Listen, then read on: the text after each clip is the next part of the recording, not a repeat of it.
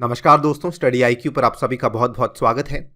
I am sure आपने सुना होगा कि यूके के प्राइम मिनिस्टर बोरिस जॉनसन जी ने अपनी इंडिया की रिपब्लिक डे की विजिट को कैंसिल किया because of the new covid strain.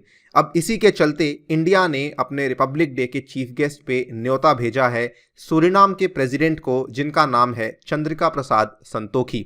आप देख सकते हैं Suriname president Chandrika Prasad Santokhi to be India's republic day chief guest. Now कई सारी चीज़ें हैं इसमें आपको बताएंगे हम regarding Suriname India relations, and also हम कुछ बात करेंगे रिगार्डिंग चंद्रिका प्रसाद संतोखी जी। चलिए स्टार्ट करते हैं मेरे साथ। मेरा नाम है अनिरुद्ध। यदि आप लोग इस लेक्चर की पीडीएफ को डाउनलोड करना चाहते हैं तो मेरे टेलीग्राम चैनल से कर सकते हैं। इसके अलावा सोशल मीडिया पे भी आप मेरे साथ जुड़ सकते हैं। All right, so as you can see जनवरी 5 की ये खबर है। वैसे तो ये पहले ही अंदाज़ा लग चुका था कि यूके के पीएम इस विजिट को कैंसिल करने वाले हैं, बिकॉज दिसंबर के आखिरी हफ्ते में जब चीज़ें सामने आने लगी कि जो कोविड-19 का स्ट्रेन है वो काफ़ी ज़्यादा परेशान कर सकता है, और यूके ने अपने डोमेस्टिकली उन्होंने पहले लॉकडाउन लगाया, उसके बाद इन्होंने एक पब्लिक इमरजेंसी भी डिक्लेयर कर दी थी regarding the covid strain. So it was almost expected कि यूके के पीएम इस विजिट को कैंसिल करने वाले हैं, एंड इन्होंने 5 जनवरी को इस चीज़ का कंफर्मेशन दिया कि UK PM Boris Johnson cancels Republic Day visit to India later this month. Now इसी के चलते हुआ क्या है कि after UK PM Boris Johnson's withdrawal, Suriname's Indian origin president to be Republic day chief guest. ये आप देख सकते हैं टाइम्स नाउ न्यूज़ का ये खबर है, और ये आज सुबह ही कंफर्मेशन हुआ है कि इंडिया अब सूरीनाम के इंडियन ओरिजिन प्रेसिडेंट को न्योता भेजने वाला है। इनका नाम, जैसा कि मैंने आपको बताया, चंद्रिका प्रसाद संतोखी है। इनको शॉर्ट में चांद संतोखी के नाम से भी जाना जाता है।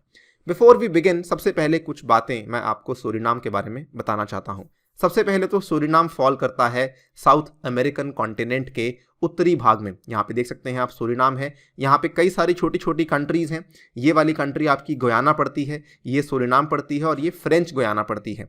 तो ये यहाँ पे आपका सूरीनाम है, जिसका कैपिटल और लार्जेस्ट सिटी है पारामरीबो। पारामरीबो जो है ये असल में फॉर्मरली डच गुयाना थी।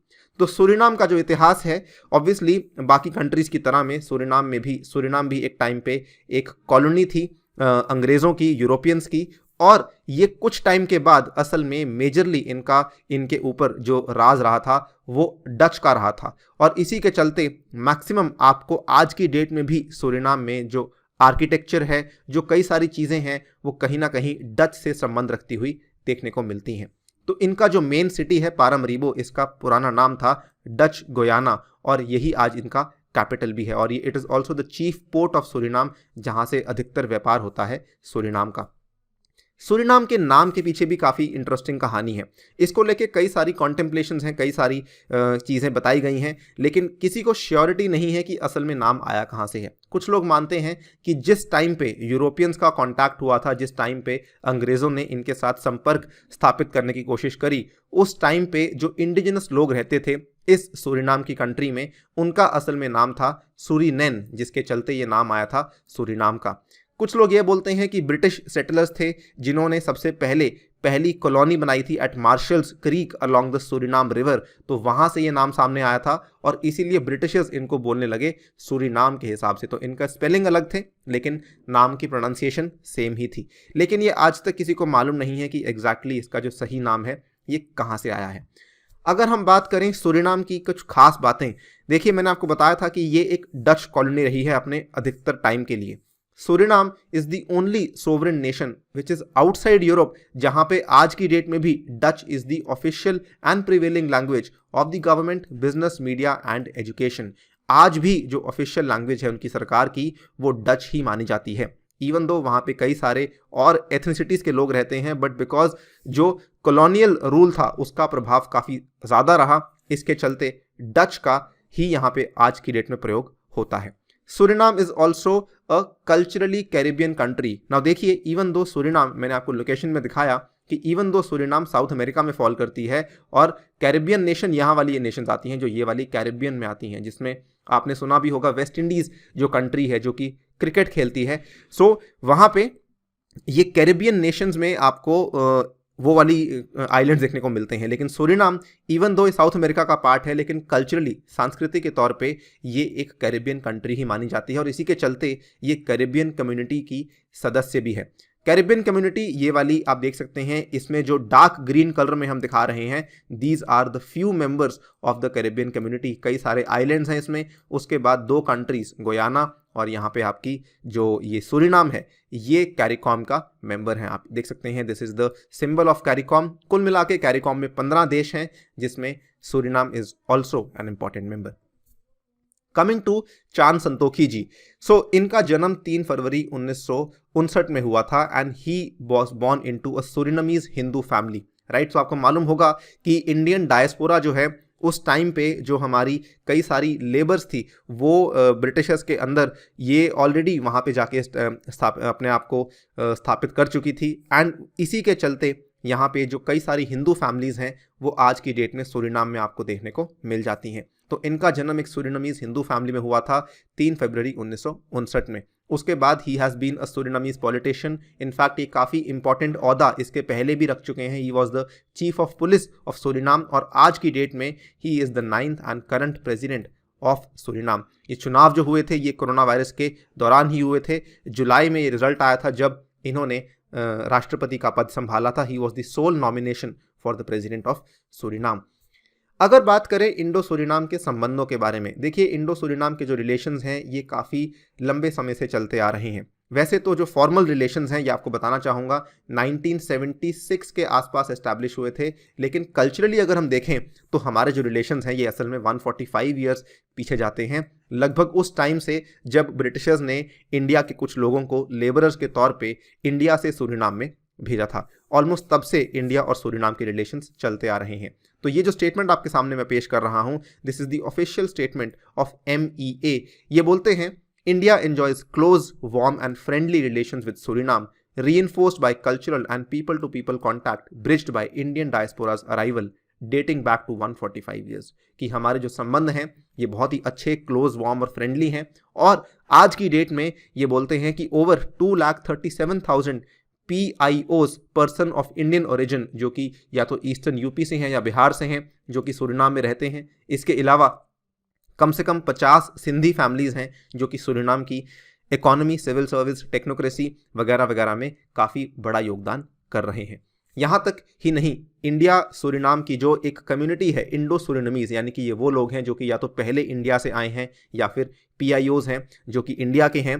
तो ये जो लोग हैं they form the largest ethnic group in Suriname. In fact आपको बताना चाहूँगा, सूरिनाम एक ऐसी कंट्री है जिसका जो एथनिक मिक्स है, कल्चरल मिक्स है, वो बहुत ही बढ़िया है। इसमें आपको हर तरह के लोग देखने को मिलते हैं।